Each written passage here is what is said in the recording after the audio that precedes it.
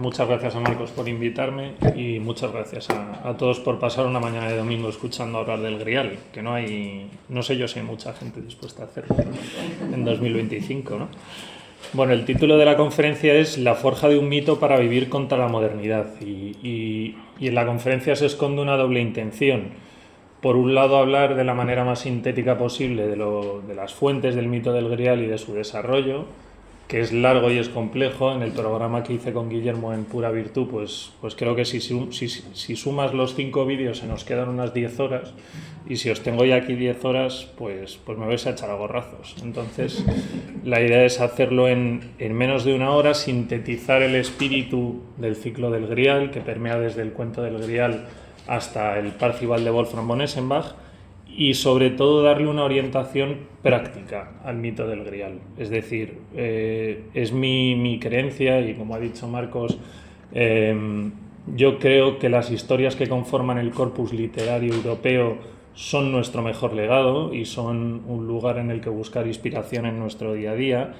Y creo que los mitos muchas veces han acabado en las vitrinas de la academia cogiendo polvo como juguetes divertidos para los académicos que escriben papers autorreferenciales que nadie lee y que pierden toda su orientación práctica que los autores de estos mitos buscaban, que al final lo que pretendían muchas veces era cumplir con la premisa iniciática de Occidente, que es lo que estaba grabado en el frontispicio del templo de Apolo en Delfos: conócete a ti mismo, ¿no? Conociéndonos a nosotros mismos a través del mito del Grial, ser quienes estamos llamados a ser, es la premisa de esta conferencia y espero que os guste. No es tarea fácil, no es corto, pero bueno, lo haremos lo mejor posible, ¿no? Si hablamos del Grial, tenemos que hablar de un contexto muy determinado, que es el de la Europa de finales del siglo XII, que está marcada por dos hechos fundamentales. El primero es la preeminencia de lo que se ha llamado las Cortes de Amor, Leonor de Aquitania, Ricardo Corazón de León, que es su hijo, es decir, el dominio inglés sobre lo que hoy llamamos Francia, y la aparición de un fenómeno literario, la aparición de un concepto filosófico, que es el del amor cortés, que permea toda la cultura occidental y que permea toda la literatura de ese siglo, y que es un antecedente fundamental sin el cual el mito del Grial no se puede comprender, ¿no? Y el otro es el de las cruzadas. El mito del Grial está inextricablemente unido a las cruzadas, aunque paradójicamente la acción de todos sus relatos transcurren en una tierra de fantasía muy similar a Europa occidental. El Parzival de Eschenbach es la excepción, que sí que hay una parte de la acción que se desarrolla en Bagdad por el padre del héroe, pero en cualquier caso el espíritu de las cruzadas, la caída del reino de Jerusalén en 1187 ante las tropas de Saladino, es fundamental, ¿no? Porque el cuento del Grial nos habla de un reino en crisis, como el nuestro, que también es un reino en crisis. En ese momento era el proyecto fracasado de Europa de recuperar la tierra sagrada, de recuperar la tierra de Cristo, que había fracasado. Y es tan sumamente importante las cruzadas a la hora de comprender el mito del Grial que el primer libro del que tenemos constancia que habla del mito, que es Le Conte, es decir, el cuento del Grial, está dedicado a Felipe de Flandes, es el mecenas de Chrétien de Troyes. En 1191 Felipe muere en las murallas de Acre, es decir, aquella persona a quien está dedicado el cuento del Grial es un caballero cruzado. Y su propio padre, Thierry de Alsacia, era un caballero cruzado que había viajado hasta 4 veces a Tierra Santa y que había vuelto con unas botellitas, se decía, de sangre de Cristo. El hecho de que fuera cierto o no, pues es lo que menos nos importa. El hecho es que la sangre es un elemento que vamos a ver a lo largo de todo nuestro relato y es fundamental, ¿no? Hemos mencionado ya el cuento del Grial y aquí tenemos la primera obra del ciclo. Ya nos queda claro que nos situamos en Europa occidental, finales del siglo XII, las cruzadas, las Cortes de Amor, una revolución literaria, estamos a las puertas del gótico, de una renovación europea que viene fuerte, ¿no? Y el cuento del Grial es la primera obra, sabemos el nombre de su autor, es Chrétien de Troyes, pero no sabemos demasiado sobre Chrétien. Algunos dicen que es un judío converso, otros dicen que es un académico, que es un poeta.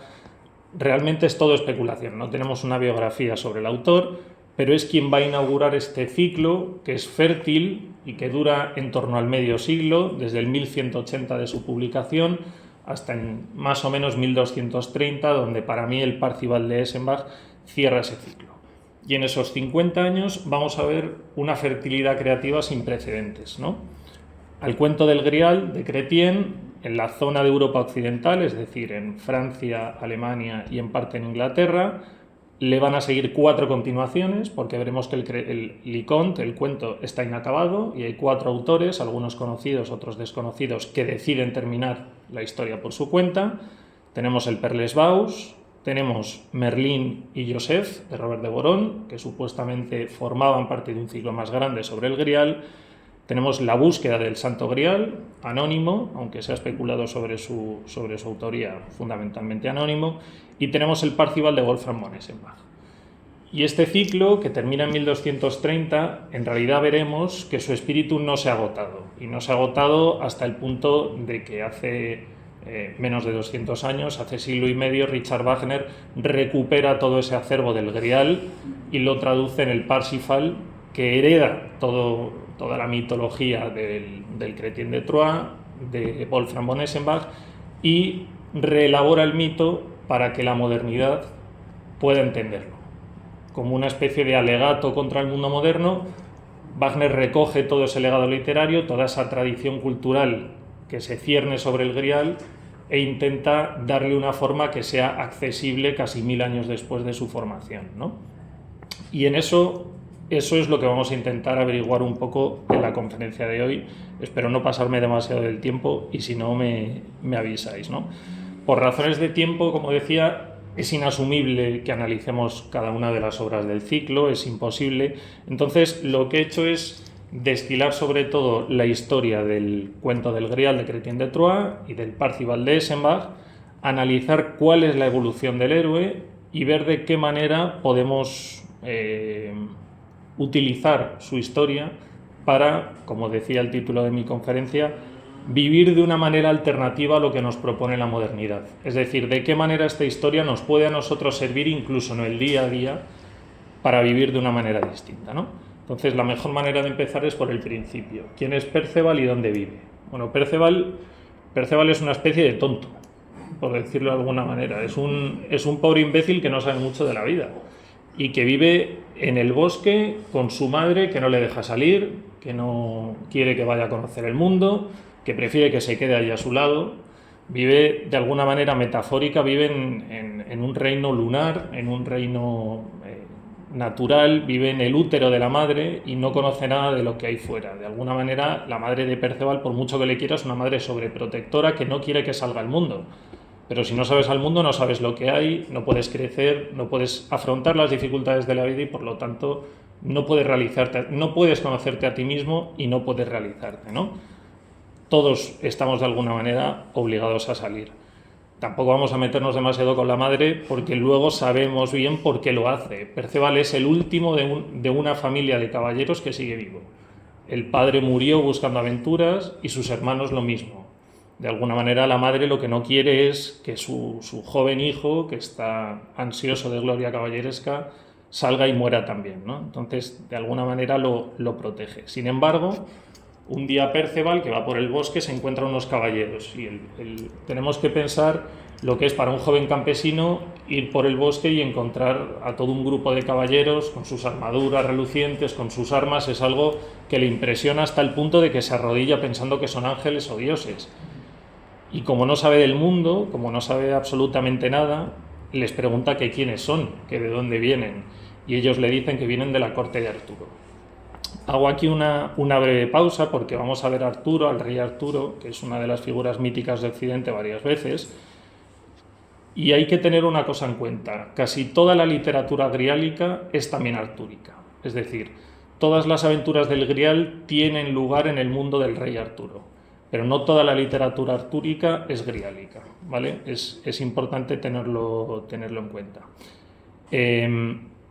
Perceval, como decía, es un símbolo de nuestra ignorancia primitiva. Todos hemos sido esos jóvenes en la yerma floresta, protegidos por nuestras madres, ¿no? Que nos hacen la comida, nos hacen la cama, nos ponen la lavadora, y no tenemos que asumir ninguna responsabilidad en el mundo exterior y no tenemos que asumir ningún peligro. Desconocemos todo lo que hay fuera porque el vientre materno nos envuelve y nos permite vivir de una manera desahogada, ¿no? Pero al mismo tiempo, el hecho de no poder salir a conocer el mundo nos priva de nuestro crecimiento. Perceval decide abandonar a su madre, decide salir, decide romper con el vientre materno, con ese reino inmanente, natural, rodeado de árboles que le protege de los peligros, y sale a buscar aventuras. Se va con los caballeros y decide que quiere ser caballero en la corte del rey Arturo. Es importante tener esta imagen. Estamos con un joven un poco tonto, un poco paleto, que no sabe nada de las formas del mundo y que decide irse a la corte del rey más poderoso a buscar fama y gloria, ¿no? Pues lo natural es que hagas el ridículo cuando eso pasa. ¿Por qué? Porque Perceval no ha pasado por todos los estadios de la vida que le tienen que llevar a ser quien es. Hay un desfase entre sus intenciones y su crecimiento personal. Por lo tanto, lo que nos cuenta Chrétien es que cuando llega a la corte del rey, aunque hay una serie de signos proféticos que nos dicen que este caballero es importante, que va a jugar un papel importante en el desempeño del reino, pues la mayoría de la gente se ríe de cómo va él, de cómo va vestido, de cómo se expresa, porque es el típico joven impulsivo, que nada le limita. Nos cuenta Chrétien que lo primero que hace cuando sale de la yerma floresta es ver a una mujer hermosa y lanzarse a darle besos. Pues es un símbolo de su juventud, de su impulsividad y de su ignorancia profunda, ¿no? Sin embargo, como digo, allí demuestra su valentía en la corte, a pesar de su ignorancia, a pesar de su juventud impulsiva, reta a un caballero y le vence. Hay una serie de símbolos proféticos que hacen que Arturo, digamos, vea potencial en él. Dice, bueno, este joven no sabe mucho de la vida, pero si le educamos podemos convertirlo en un buen caballero. El primer paso en su iniciación está dado. Ha salido del vientre materno, ha decidido que quiere ser alguien más, que quiere alcanzar un estadio superior. De momento no sabe muy bien cuál es, pero sabe que no quiere quedarse en su casa todo el día, que no quiere estar siempre protegido por su madre y que aspira a ser un caballero. El segundo paso llegará tras llegar a la corte de Arturo. Arturo, como ha visto potencial en él, le da, digamos, lo pone bajo la protección de un caballero sabio, de un caballero venerable, de un veterano de la corte, que es Gornemant o Gurnemant de Gor en concreto, ¿no? Es el nombre. Y este es su primer maestro, que fundamentalmente lo que le ayuda es a dejar de hacer el ridículo, a vestirse bien, a no darle besos a las mujeres bellas que vea por la calle, este tipo de cosas, ¿no? Perceval aprende los rudimentos de la vida y se le arma oficialmente caballero, se le arma formalmente caballero, que no significa que lo sea ya, pero se le arma formalmente caballero. Y es muy interesante, a mí esto me gusta mucho, porque en algunas versiones Gornemant le dice, bueno, pues ya has salido de casa de tu madre, ya te hemos armado caballero, ahora lo que tienes que hacer es casarte, encontrar una buena mujer y casarte. Entonces Gornemant le ofrece a su mujer, a su hija. Es un matrimonio por conveniencia, le está ofreciendo a su hija, pues porque es lo que conviene, ya te has armado caballero, pues bien, ahora lo que tienes que hacer, el siguiente paso lógico es casarte. Y Perceval lo rechaza porque estamos en el reino de amor. Recordemos que Chrétien viene de las grandes cortes de amor. El matrimonio por conveniencia, aunque habitual en la época, es cada vez visto de una peor manera. ¿Por qué? Porque el amor es encontrar a tu alma gemela, enamorarte de ella y vivir con ella, no simplemente porque sea conveniente para tu familia, ¿no? Entonces, Perceval se dice que huye, digamos, aterrado de aquello y dice, no, yo no quiero saber nada de un matrimonio por conveniencia. Porque aunque le hayan educado, porque aunque hayan sometido sus formas primitivas, aunque ya no le vaya dando besos a las mujeres por la calle, él siente que hay un fuego interior, que hay una impulsividad que le lleva a buscar algo más, que le lleva a buscar un amor de verdad. Y así llegará su segunda iniciación. La primera ha ido de manos de su maestro, es decir, ha salido del reino lunar de su madre para entrar en el reino solar de la caballería, ¿no? En el reino masculino, viril, guerrero, ha pasado de lo femenino a lo masculino, ha vivido esa primera iniciación. Y ahora él decide buscar su amor, es decir, completarse a sí mismo, una especie de boda alquímica, por decirlo de alguna manera, donde sabe que no vale de nada ser el guerrero perfecto si no está acompañado de la mujer perfecta. Y es así que llega al castillo de Bel-Reper. Bel-Reper, como casi todos los nombres del ciclo del Grial, no es casual. Bel-Reper es la bella reparación o el lugar del buen descanso. El amor es el lugar donde puedes descansar, donde encuentras un lugar seguro, que no es el lugar seguro de la madre, no es el lugar que te cierra las puertas del mundo y te dice no te preocupes, cariño, que aquí dentro no pasa nada y nadie te va a hacer daño. Es el lugar de donde puedes descansar de las fatigas. Esa es la metáfora que esconde el nombre, ¿no? En Belreper, en este castillo asediado, encuentra una mujer, Blanchefort, la blanca flor. Veremos que el color blanco es muy importante a lo largo de todo el ciclo del Grial, y Perceval duerme con ella. Esto es interesantísimo y es fundamental, porque Perceval no es un héroe caballeresco cristiano en el sentido de la castidad. Es decir, no es el hombre que rechaza a la mujer por ser fuente de los pecados, o que rechaza el sexo por ser una putrefacción de la carne, o todo esto que hablábamos en la conferencia anterior, ¿no? No rechaza el cuerpo y no rechaza el placer sexual como algo negativo. Todo lo contrario, Perceval y Blanchefort duermen juntos. Y no los casa un sacerdote, que esto es fundamental, no los casa un sacerdote. Su amor queda consolidado en la cama, en el tálamo. El sexo los consagra como matrimonio. Estamos en una época donde el amor prima sobre la propia institución eclesiástica, es el reino de la caballería del amor. Y por lo tanto, el hecho de que el caballero escoja a su dama y de que yazcan juntos hace que su amor quede consagrado. Esto es fundamental porque de alguna manera se puede ver incluso como algo anticlerical o anticristiano, no lo es. Sencillamente es una concepción en la que el amor supera todo, y concretamente el amor de la caballería, ¿no? Y así podríamos pensar que el cuento ha terminado, que Perceval ha salido del vientre de su madre, se ha ordenado caballero, se ha, digamos, consagrado como caballero, como guerrero, además ha demostrado que es valiente, que puede vencer a sus enemigos, y además ha encontrado a la mujer con la que compartir su vida, a Blanchefort, ¿no? El chico ha conocido a la chica y la película se ha terminado. Pero sabemos que Perceval no ha terminado su iniciación por una cuestión muy sencilla, y es que no conoce su nombre.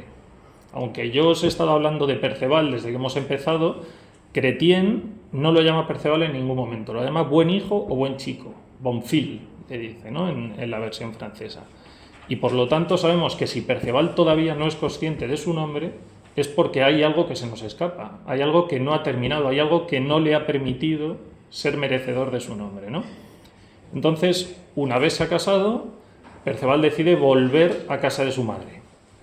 Él en realidad no lo sabe, pero su madre se ha muerto de pena cuando le ha visto marchar.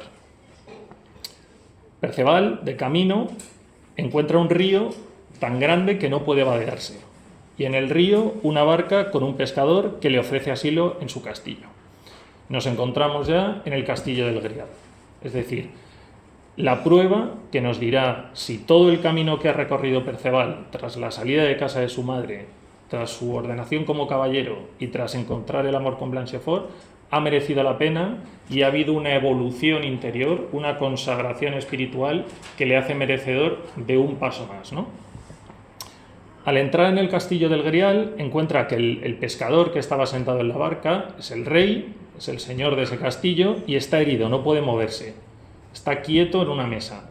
Allí le ofrecen una cena y se produce uno de los momentos más importantes de todo el ciclo del Grial, que luego todos los autores, sobre todo Wolfram, han ido digamos, variando, o que han ido haciendo sus propias versiones, que es el cortejo del Grial. Es decir, es la procesión en la que se nos enseña el Grial por primera vez. Tenemos que situarnos en una sala, una gran sala, donde, según se nos dice, hay gente que está lamentándose, que está triste, que pasa algo, y es normal, porque el rey, el señor de ese castillo, está herido, y por lo tanto el rey no está herido. Es una concepción tradicional de la autoridad. Si el rey está herido, la tierra está herida.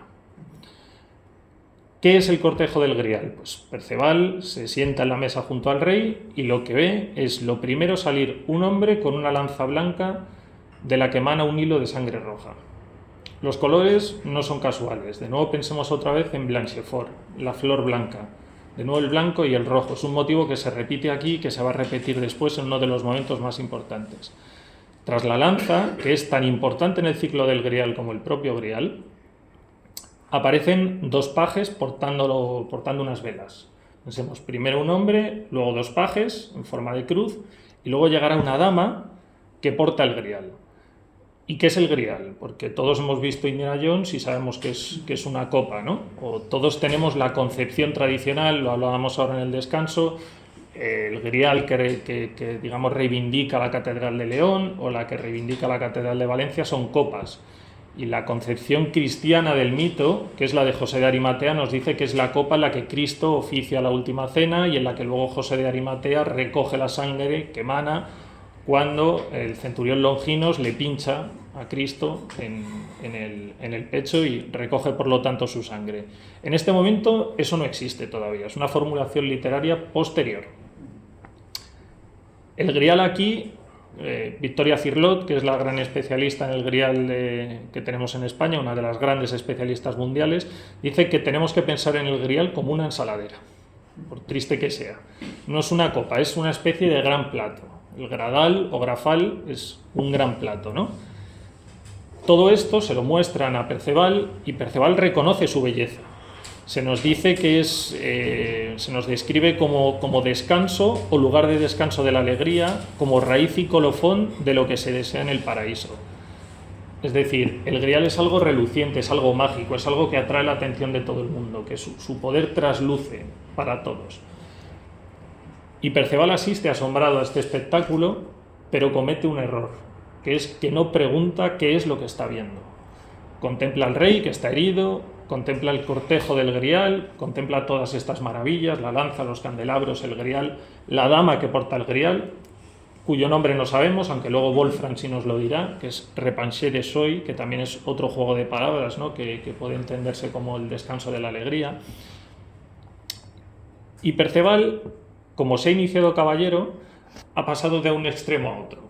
Si al principio era un joven impulsivo que iba besando a las damas por la calle, que preguntaba por todo, ¿qué es esto? A los caballeros no hacía más que preguntarle, ¿qué es esto? ¿Es una lanza? Ah, muy bien. ¿Y qué es esto? Una espada. Ah, muy bien. ¿Y esto es un caballo? Era el joven preguntón, deseoso de conocer cómo es todo en el mundo, pues tras su iniciación caballeresca, digamos que las formas del mundo se le han impuesto y ha pasado al otro extremo. Es decir, ahora no pregunta por nada.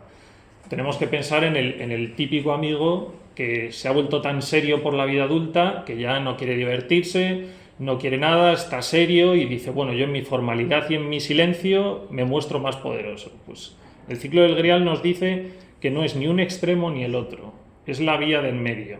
Es la vía donde la curiosidad convive con la formalidad, donde las formas caballerescas conviven con cierto impulso juvenil, con cierta curiosidad y con cierto amor por el conocimiento. Perceval no es consciente de este equilibrio, se ha vuelto del otro extremo, decide no preguntar, asiste asombrado pero no pregunta, ¿no? Y tras asistir a toda esta procesión y ser agasajado en el banquete del Grial, no pregunta ni por qué el rey está herido ni qué es lo que está viendo y se marcha a dormir. Al día siguiente se levanta y encuentra que todo el castillo donde ha asistido a este festín está completamente vacío. Sale del castillo y al momento de salir del castillo se levanta el puente levadizo y Perceval se da cuenta de que ha fracasado.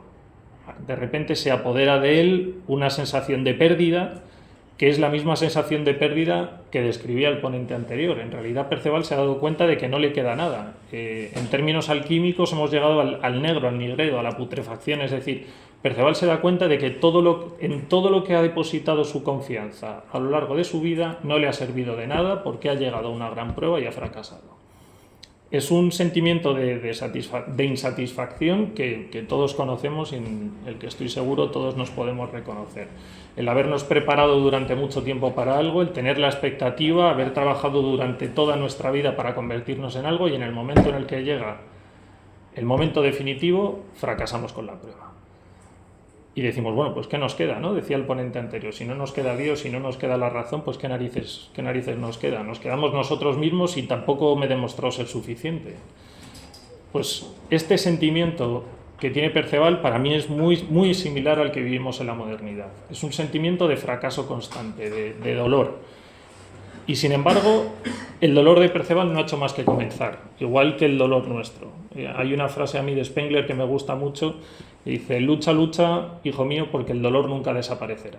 Pues la vida de Perceval es similar. El dolor no ha hecho más que comenzar. Ha vivido una gran fase de ascenso, se ha convertido en caballero, ha conocido a su mujer y todo eso está muy bien, pero cuando estaba destinado a convertirse en quien estaba llamado a ser, ha fracasado.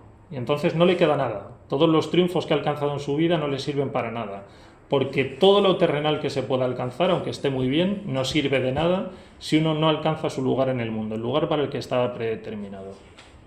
Perceval se da cuenta de ese fracaso cuando sale del castillo y encuentra una dama que le explica todo lo que ha visto. Le dice: a quien has visto es al rey pescador, que fue herido, y lo que has visto es el Grial, y estabas llamado a preguntar, pero has fracasado.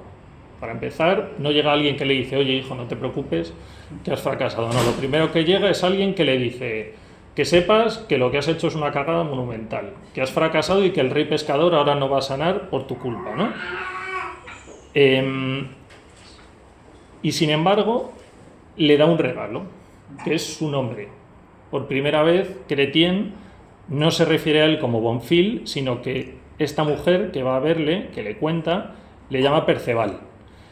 Conoce su nombre, conquista su identidad, pero lo hace en el momento de mayor vergüenza y fracaso. Esto es enormemente simbólico. Es decir, su crecimiento, el colofón de su camino iniciático, llega en el momento del fracaso. ¿Por qué? Porque la putrefacción, la disolución, el dolor, el fracaso son una parte indistinguible del crecimiento del héroe. El héroe no puede seguir siempre una escalera ascendente hasta convertirse en el mejor de todos los caballeros del reino. Tiene que pasar por una noche oscura del alma, igual que tenemos que pasar todos nosotros. Esta dama continúa detallando su vergüenza, aunque le da su nombre. No ha preguntado al rey por su dolor, lo cual habría curado sus heridas. El rey continuará herido y, por lo tanto, el reino sumido en la tierra baldía. Y además le dice: por si no estabas lo suficientemente jodido, que sepas que cuando te fuiste de casa de tu madre, a tu madre le dio tanta pena que se murió, por si no fuera suficiente. Con lo cual Perceval se va de allí, se va del castillo del Grial, roto del dolor. Y su segundo encuentro es con la dama a la que besó cuando salió de casa de su madre. Es decir, se ha encontrado con un primer reproche y ahora se va a encontrar con una dama que le dice: pues que sepas que cuando me besaste, el caballero que iba conmigo pensó que no solo me habías besado, sino que me habías violado y me habías deshonrado. Y ahora soy una paria por el mundo. O sea, estupendo. Después de haber fracasado, un reproche y un segundo reproche. De hecho, el caballero que acompañaba a esta dama desafiará a Perceval, aunque Perceval le vence. Porque es un buen caballero, es un caballero que está bien entrenado, ¿no? Merece la pena que nos paremos aquí un momento y apreciemos toda la dimensión. Porque Perceval es un gran caballero, admirado en la corte del rey Arturo por su impetuosidad, por haber derrotado a grandes caballeros, y al mismo tiempo es un desgraciado. Es un símbolo de que todos los reconocimientos del mundo material no son suficientes si uno no ha encontrado su destino en la vida, si uno no cumple con lo que está llamado a ser. Es decir, todos los bienes materiales que promete la modernidad no sirven de nada si no se cumple la máxima premisa iniciática, que es esta que repito desde el principio, que es la de ser lo que estamos llamados a ser. Es decir, cumplir con nuestra misión en la vida, cumplir con nuestro destino y encontrar en ello una razón para vivir. En ese estado de desesperación, Perceval dispara una flecha a un ave y no la mata, pero la sangre deja 3 gotas rojas sobre la nieve. Y Perceval se queda obnubilado mirándolas. De alguna manera entra en un estado catártico, en un viaje iniciático, se adentra en su interioridad. Es interesante esto porque, como digo, en el momento de mayor dolor, a pesar de sus reconocimientos, un fracasado porque no ha cumplido con su misión en la vida, se queda mirando las 3 gotas rojas y entra en su interioridad. Es el inicio de esta segunda fase iniciática. Perceval hasta ahora ha dependido de todo de la opinión que tenían los demás de él, de qué decía el rey, de qué decían las damas, de qué decía su amor, de qué decía su prima, cualquier cosa. Ahora Perceval entra en sí mismo, adquiere conciencia de sí, hace un viaje iniciático interior para averiguar qué es lo que le está pasando, por qué sufre tanto dolor, ¿no? ¿Qué es lo que está ocurriendo? Es un momento de conocimiento a través de la imagen, porque lo hace a través de las 3 gotas rojas, y ese conocimiento, el fondo blanco, está necesariamente ligado al del amor. Recordemos que se ha quedado nubilado mirando 3 gotas rojas sobre fondo blanco. Igual que su amor es Blanchefort, podemos pensar en una flor roja, en la rosa, que es símbolo de amor, sobre el fondo blanco. El blanco y el rojo son símbolo iniciático, y si Blanchefort es la culminación de su primera época iniciática, de su primera etapa, las 3 gotas rojas en las que se quedará embobado tras su fracaso, ese viaje a su interioridad representa una segunda etapa iniciática. Galván, otro caballero, le sacará de ese estado de, digamos, de obsesión, de ese viaje interior que está haciendo, y lo lleva de vuelta a la corte del rey Arturo. Y en la corte del rey Arturo aparece una dama fea, Kundry, que es un personaje que luego Wagner utilizará, digamos, como la dama del Grial, la dama portadora de los mensajes del Grial. Y esta dama lo que hace es llamar a todos los caballeros de Arturo a la aventura.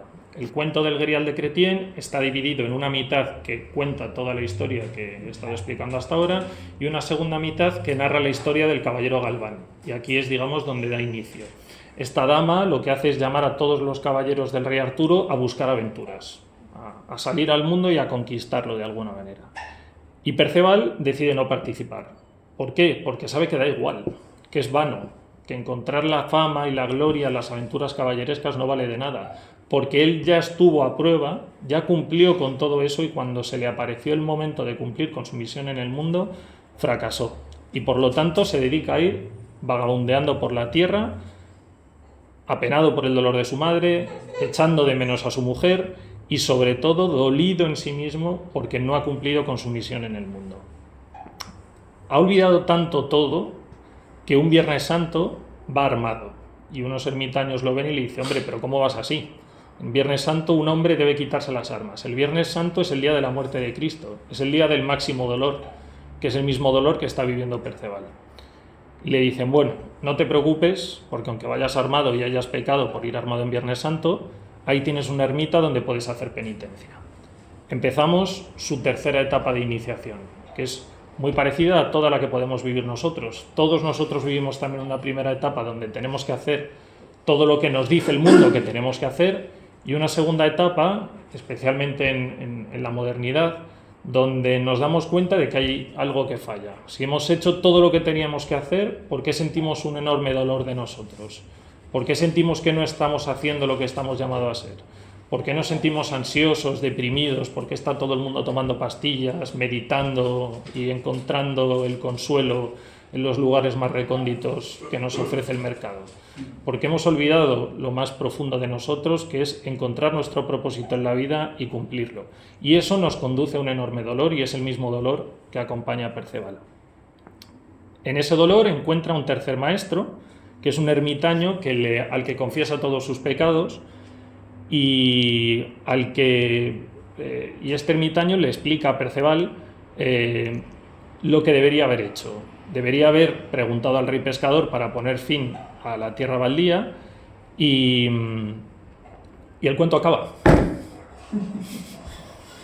El cuento acaba así: Chrétien lo deja inacabado, se vuelve a contar las aventuras de Galván y el tío cierra el libro y se queda tan a gusto. Perceval queda sin cumplir su misión y queda iniciado a medias. Sabe lo que tendría que haber hecho y ya está. Y se termina. No nos dicen nada más. Lo cual es un bajón importante, ¿no? Pues lo mismo sintieron sus contemporáneos. Cuando la gente leyó el cuento del Grial dijo: vamos a ver, aquí hay algo que falla. Aquí hay algo que no nos están explicando. Y por eso tenemos todas esas continuaciones que he comentado al principio. Si queremos continuar la historia de Perceval, si queremos averiguar si finalmente cumplió con su misión, la más importante de las continuaciones, en mi opinión, aunque todas son valiosas y aunque todas esconden grandes valores simbólicos, la principal es el Parzival de Wolfram von Eschenbach, ¿no? Que es, digamos, la respuesta germana al cuento del Grial, ¿no? Wolfram no solo se contenta con cumplir, con continuar la historia, con darle un final a la iniciación y por lo tanto culminar el viaje del héroe de Parzival, sino que directamente ataca a Chrétien de alguna manera. Dice: no, es que este tío lo que ha hecho es incumplir lo que dice la fuente original. Es decir, Wolfram dice: el origen de esta historia no es Chrétien. Chrétien coge una cosa que ya existe, pero ha traicionado su espíritu original y lo ha dejado inconcluso. Y por lo tanto lo que nos da es un proyecto, es un producto, digamos, cortado, ¿vale? Entonces no sirve, esto no sirve del todo y por eso ya vengo yo y lo voy a terminar de acuerdo a la fuente original. Y la fuente original es interesante porque la nombra directamente. Wolfram dice, voy a cumplirlo según dice Quiot, el bardo Quiot de Provenza o Quiot de Cataluña, que según él transmitió correctamente la historia del Grial, pues a este Quiot se le había contado un sabio llamado Flegetanis, que era de la estirpe de Salomón. Y este Flegetanis además era de Toledo, es decir, la fuente del Grial estaría en España, ¿no? Y este sabio lo que era un astrólogo que había visto en el cielo con sus ojos algo oculto y lleno de misterio, que era el Grial. El Grial sería, por lo tanto, según Wolfram, la escritura de las estrellas, una escritura hermética que Flegetanis descifró. Por lo tanto, el Grial no es solo la ensaladera. El Grial es el camino iniciático del héroe. Aquí ya desde el principio, desde que Wolfram habla de esta fuente original, ya nos está diciendo que el Grial no es solo una reliquia reluciente, sino que es el alma del viaje iniciático del héroe, ¿no? Los expertos rechazan que Quiot pueda ser un autor real, suelen decir que es un recurso literario como el del Cide Hamete Benengeli de Cervantes cuando habla del Quijote, que utiliza para dar lustre frente a Chrétien a su relato, ¿no? Pero bueno, lo cierto es que von Eschenbach utiliza esta fuente y no solo eso, sino que lo abre a todas las influencias orientales que la caballería cruzada había traído de Oriente. Todos los cruzados que habían ido allí a combatir a los sarracenos, al final todos habían vuelto un poco impregnados de la tradición islámica que habían vivido allí. Y nos habíamos quedado en el momento en el que nos habíamos quedado con Chrétien en el momento en el que Perceval conoce al ermitaño, pero es que la charla del ermitaño en Wolfram es directamente la parte más interesante de todo el libro. ¿Por qué? Porque este ermitaño, que tiene un nombre, Trevicent, le cuenta todo lo que queremos saber sobre el Grial. Cuando acabas el cuento del Grial, que dices, pues bueno, ¿qué pasa con el héroe? ¿Qué es el Grial? Tienes muchas más preguntas que respuestas, como nos pasa a todos en general en la vida, ¿no? Y lo que encuentra Perceval, o Parzival en este caso, en Trevicent, es al maestro que le da todas esas respuestas. Después de haber pasado por todo el dolor, por toda su gran noche oscura del alma, por fin encuentra quien le da respuestas. Creo que es importante y que es una cuestión que a la que tenemos que hacer caso, porque esta búsqueda de un maestro, de un portador de la tradición que nos lega a nosotros los secretos que él ha aprendido, es algo que todos los que estamos aquí tenemos que hacer. No vale con estar solo en tu biblioteca mirando la Wikipedia, tomando notas y diciendo, bueno, fenomenal, ya sé un montón de cosas. Estamos destinados a vivir en comunidad y a ser depositarios de un saber heredado. No podemos llamarnos a nosotros mismos tradicionalistas o neotradicionalistas o con el adjetivo que le queramos llamar si nosotros no nos inscribimos en la fuente de un conocimiento heredado a lo largo de los siglos. Y el Parzival es el mejor ejemplo de ello. Parzival no conocerá las fuentes del conocimiento hasta que un maestro no se las legue. Está muy bien leer, está muy bien estudiar, está muy bien aprender, pero tenemos que encontrar a nuestro maestro que nos cuente, que nos ayude, que nos sirva para dar contexto a todo ese conocimiento, muchas veces contextualizado, muchas veces asalvajado que portamos. Voy a ir algo rápido porque no sé si voy mal de tiempo, pero bueno. Hemos empezado más tarde también. Bueno, perfecto. Hay, digamos, 4 cosas que me parece importante escribir o que me parece importante describir sobre la naturaleza del Grial que Trevicent le cuenta a Parzival. 4 puntos. El primero es la naturaleza del Grial. El segundo es la identidad del rey pescador. El tercero es la orden que custodia el Grial y luego continuaremos con el cuarto. El primero, como digo, es la naturaleza del Grial. Si en el Perceval de Eschenbach, o sea, en el Perceval de Chrétien hablábamos de una ensaladera, aquí la naturaleza del Grial cambia y es fascinante cómo cambia. Deja de ser una copa o una fuente o un gran recipiente y pasa a ser una piedra. Y esto hace que coja un sentido iniciático fundamental. Es una piedra y le pone un nombre, lo llama el lapis exilis, es decir, la piedra filosofal, la piedra que en toda la tradición esotérica cristiana o incluso en la tradición no esotérica es la piedra de Daniel, la piedra de Salomón, el tabó de la iglesia abisinia o la Kaaba de la Meca, a tenor de las influencias islámicas que tiene Wolfram, un meteorito. Los estudiosos lo han identificado, sobre todo al ponerlo en relación con la tradición islámica, con el fénix. El fénix es un símbolo de resurrección, como el fénix de la tradición árabe islámica, que solo se posa en la cumbre de la montaña del fin del mundo, de la montaña Kaf. Es decir, la piedra tiene toda una serie de resonancias tradicionales y esotéricas que lo identifican con el centro del mundo, con el ónfalos. Es decir, alcanzar la piedra es alcanzar el máximo estado de iniciación. Y por lo tanto ahora sabemos, que es algo que Chrétien deja completamente en el aire, que contemplar el Grial, hacerse poseedor o conocedor de su secreto, es alcanzar el centro del mundo y por lo tanto ser depositario del mayor secreto, del último secreto, es decir, del estadio último de iniciación, de la trascendencia de nosotros mismos. Existe un detalle que es importante, lo menciono aquí porque de hecho en los estudios tradicionales se menciona de manera constante.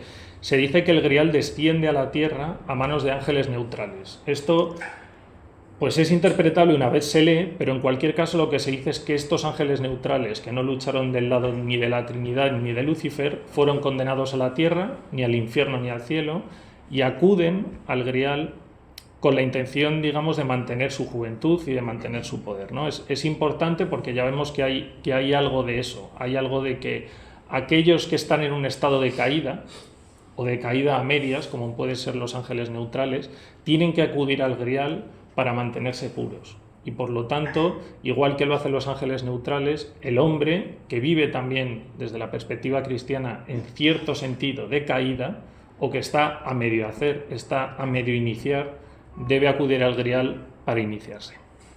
El segundo punto es el linaje del Grial.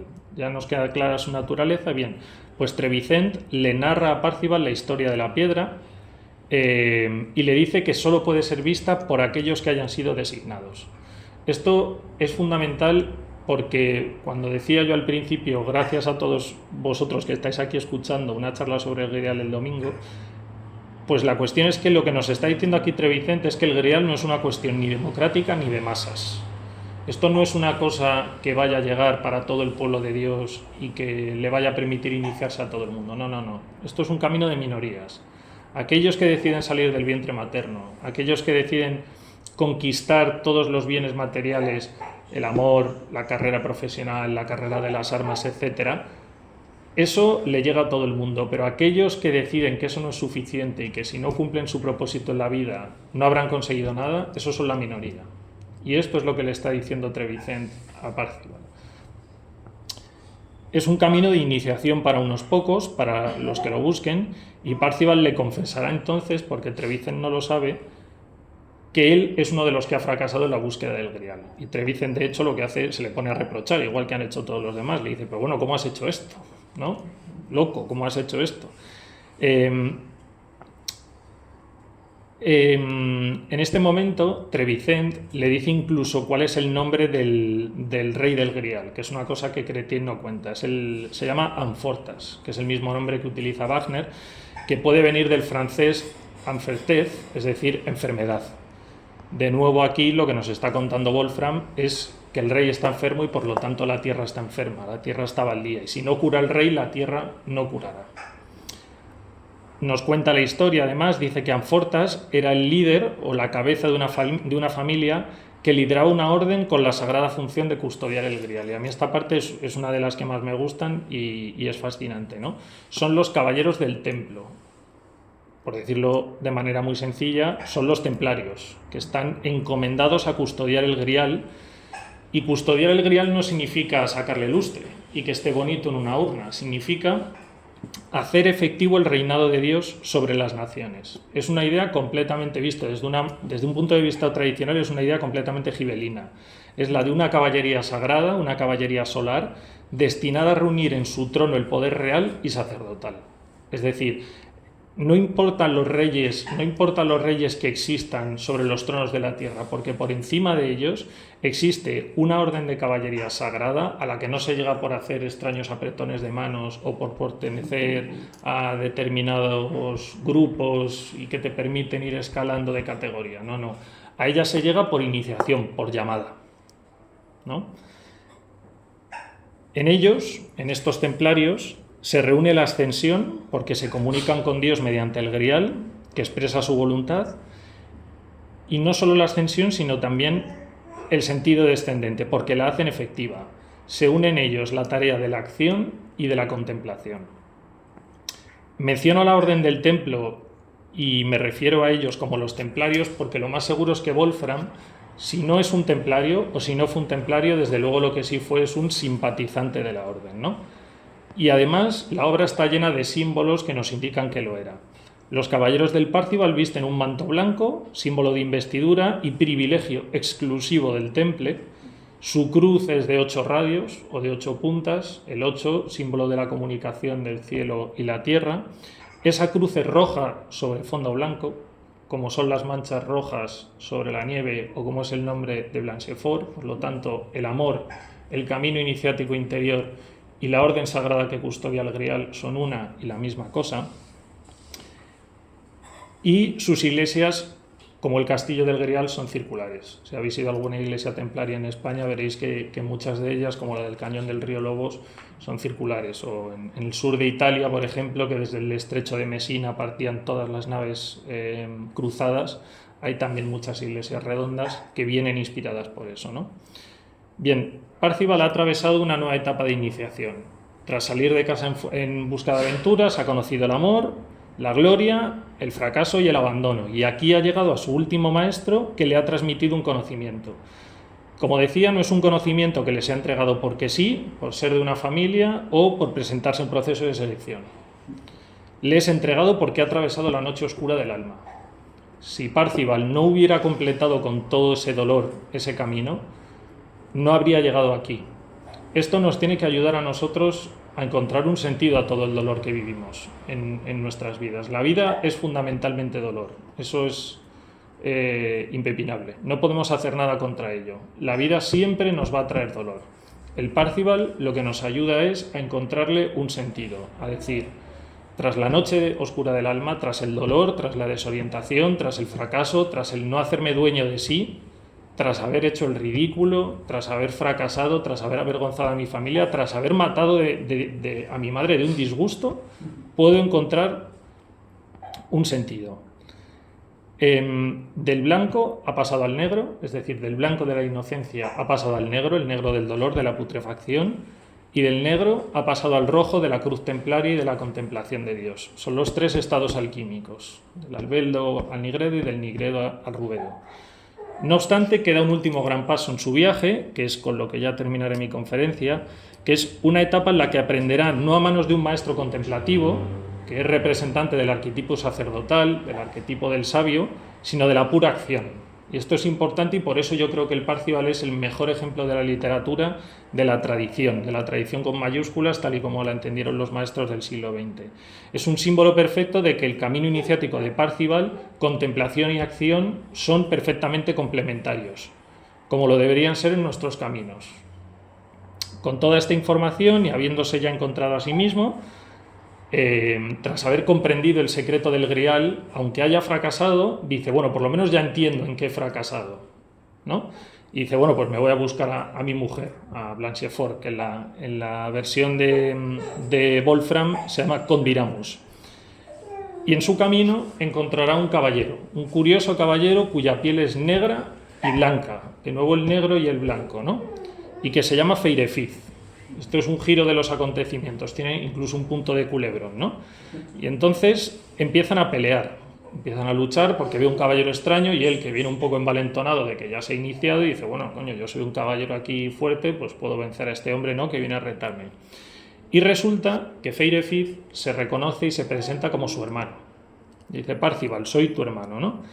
Feirefiz es hijo de Gamuret. Gamuret es el padre de Parzival, que estaba casado con su mujer, con la mujer que guardaba, digamos, a Parzival en la yerma floresta, Y Gamuret, que era un caballero que también buscaba aventuras, se fue en su juventud a servir al califa de Bagdad. Fijémonos, esto es muy importante, un caballero cristiano se va a servir a un soberano musulmán.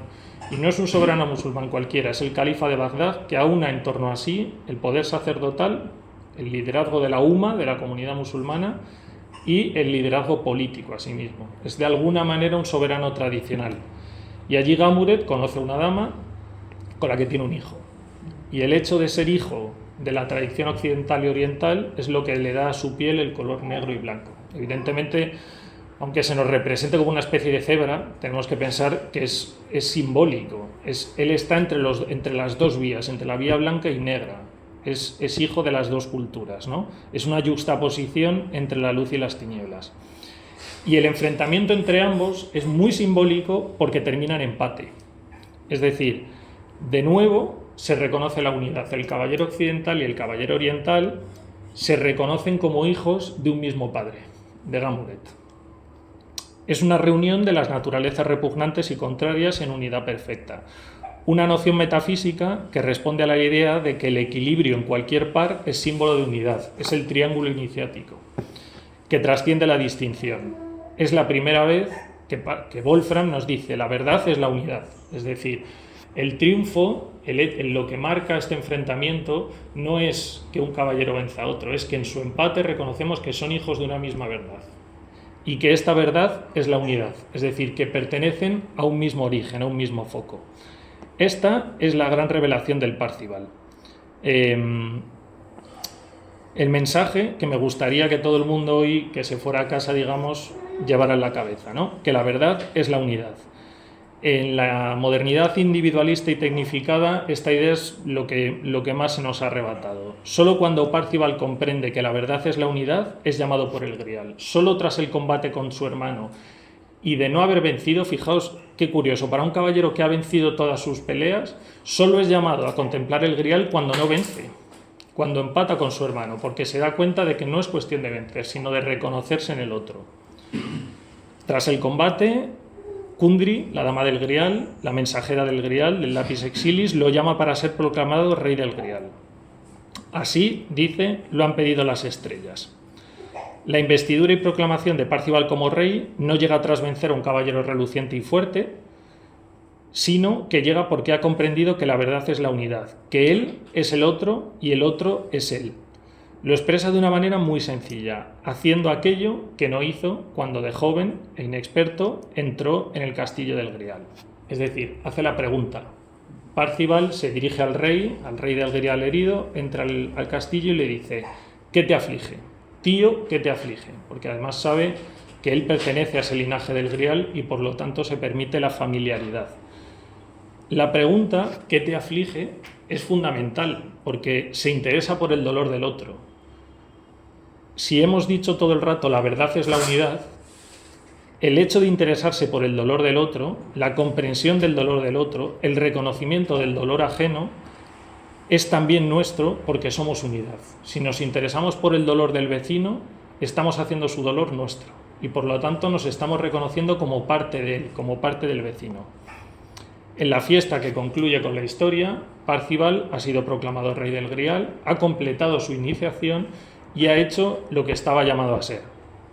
Feirefid, además, es bautizado y se casa con la dama del Grial, con Repansé de Soy, y juntos engendrarán al Preste Juan, ese soberano mítico del centro del mundo. De alguna manera se convertirá en el heredero de Parzival como guardián del castillo del Grial. Feirefid, su padre, con su color blanco y negro, anticipa su papel como puente entre los dos mundos. Sabemos que el Preste Juan vive en Oriente y su piel manifiesta lo manifestado y lo no manifestado, lo inmortal y lo mortal. El hijo de Feirefid y de la dama del Grial, el guardián del Grial que está destinado a suceder a Parzival, es el andrógino primordial, el hombre universal, el pontífice rey y por lo tanto la culminación de la alquimia. Parzival no es solo un rey del Grial, es el que da pie a que esto ocurra, porque si él no hubiera hecho la pregunta al rey pescador, él no podría haberse convertido en rey pescador, en el rey del Grial, y su sobrino no podría llevar a cabo la culminación fundamental que es la consagración del centro del mundo y por lo tanto el reinado efectivo de Dios a través de estos medios. Este recorrido que hemos hecho resumido sigue resonando, yo creo, en lo más profundo de nuestro ser, porque es un viaje apasionante al que todos nos enfrentamos. Todos vivimos experiencias como las que vive el Párciba a lo largo de su relato, aunque no tengamos batallas de caballeros, ¿no? Que es una pena, ¿no? Que tengamos que ir al trabajo y estas cosas en vez de andar con espada por ahí, pero el viaje simbólico que atraviesa el héroe es el mismo que vivimos nosotros. Existe un primer, llamémosle, aunque sea un poco provocador, mensaje exotérico de toda esta historia, que es ya con lo que quiero concluir, y que tomo prestado de uno de los libros de Victoria Cirlot, que cita a Simone Weil, y que dice: el descubrimiento del que hablaba es en el fondo el tema de la historia del Grial. Solo un ser predestinado tiene la facultad de preguntar a otro ¿cuál es tu tormento? Y esto no le es dado de nacimiento. Tiene que pasar por años de noche oscuras en los que vaga la desventura, en la lejanía de todo aquello que ama y con la conciencia de su propia maldición. Pero al final recibe la facultad de pronunciar semejante pregunta y en ese mismo instante obtiene la piedra de la vida y cura el sufrimiento del otro. Es decir, este primer mensaje exotérico significa: solo interesándote por el dolor del otro, solo reconociendo el dolor del otro, puedes curarlo. Y solo puedes interesarte por el dolor del otro cuando eres consciente de que los dos pertenecéis a una misma unidad. Es un fragmento bellísimo y para mí condensa en la base de todo el camino que debemos recorrer, contra un mundo que nos quiere mirando el espejo de Narciso, que son las redes sociales, de manera permanente, contra un sistema que nos empuja a cuidarnos solo a nosotros mismos, a desconfiar y competir con el vecino, porque nos dicen el lobo es un lobo para el hombre. El Grial nos ofrece una mirada verdaderamente para mí revolucionaria y que Wagner encarnó como ningún otro. Aquí reside la piedra de toque de un cambio de paradigma total, que es para mí la verdadera antimodernidad, un movimiento universal para desterrar la vida horrorosa que nos proponen, con un principio muy sencillo, que es hacernos partícipes del dolor del otro, porque en el interés por sus males reside la curación, y en el amor por el ajeno está la semilla de un mundo nuevo, y lo digo además sin atisbo de vergüenza, ni de cinismo, ni de hippie, ni de cursilería. Creo que de verdad, en expresarlo con esta sencillez, está el futuro de un mundo nuevo. Y hay algo más, que sí que es, si lo que acabo de decir fuera mi mensaje de conclusión, por cierto que sea, le estaría despojando al ciclo del Grial de un enorme componente iniciático y trascendental. El Grial, a pesar de este mensaje exotérico que he dicho, no es un libro de autoayuda, no es un libro para tratar mejor a la gente. Es un libro con un componente iniciático y trascendental enorme, vital, y por lo tanto es un libro al que todos aquellos que hemos sentido la llamada de hacer algo más con nuestras vidas, de ser algo más de lo que nos propone el mundo, tenemos que acudir. Las palabras de Simone Weil, el reconocimiento de que la verdad es la unidad, que el otro somos nosotros, no puede jamás separarse de un mensaje más profundo. Lo que nos enseña el Grial es una vía activa de acceso a lo divino, que está reservado para una minoría, que en el libro del Grial son los caballeros, y que hoy son aquellos que sienten ese llamado hacia una vía de acceso a lo divino, aquellos que quieren acceder a lo trascendental. Un camino iniciático que conduce al héroe, como dice Pierre Ponsoy, hasta el grado supremo sacerdotal y real de la caballería celeste, es decir, a formar parte de los iniciados que contemplan la divinidad. Lo que se encuentra al final de esta vía de acceso es lo que Robert de Boron, otro de los grandes bardos del Grial, llama con mayúsculas el gran secreto. El Grial, para mí, en este punto esotérico, es la visión de Dios. No la visión de Dios que se nos aparece y nos transforma, no la visión de Dios por el hombre, sino la visión de Dios por Él mismo en el hombre, es decir, su encuentro consigo mismo en el hombre. El Grial es una realidad divina en el sentido pleno de la palabra y el reconocimiento de la presencia de Dios viva y permanente en lo más profundo de nosotros. Es el núcleo de nuestra alma, el germen del hombre, el grano de mostaza del que hablaba Meister Eckhart, la imagen de Dios encerrada en la caverna del corazón a la que viaja Perceval cuando ve las gotas de sangre. Para mí el Grial es San Juan de la Cruz, es Santa Teresa de Ávila, son los grandes maestros de la literatura y del viaje iniciático que nos ha legado la literatura española. Debemos reconocer la naturaleza divina que habita en nosotros, y ese es el viaje que todos y cada uno de nosotros estamos llamados a hacer. Debemos recordar esa naturaleza explorando en nosotros mismos no solo la contemplación, no solo deteniéndonos ante las manchas de sangre sobre la nieve blanca, no solo escuchando a nuestros maestros, sino por la acción, saliendo al mundo, exponiéndonos, poniendo el pecho ante los fracasos y la tristeza, porque al final de la noche oscura del alma que todos vivimos, aquellos que sean puros de corazón y sepan escuchar, encontrarán la verdad y la unidad, que son una y la misma cosa. Muchas gracias.